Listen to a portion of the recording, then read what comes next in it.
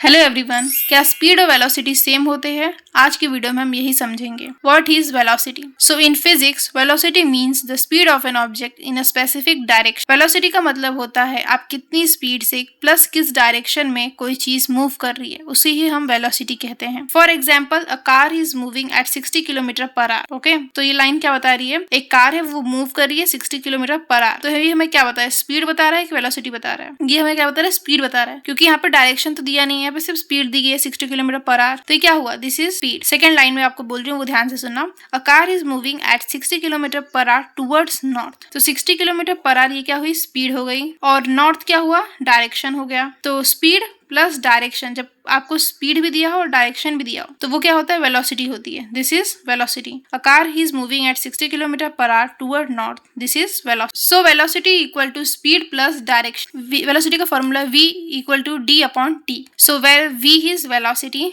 d is displacement. Displacement means distance in direction. इसका सीधा मतलब है कितनी दूर और किस डायरेक्शन में जा रहा है, उसे हम डिस्प्लेसमेंट कहते हैं। कोई भी चीज कितनी दूर जा रही है और किस डायरेक्शन में जा रही है, इसे हम डिस्प्लेसमेंट कहते हैं। ठीक है।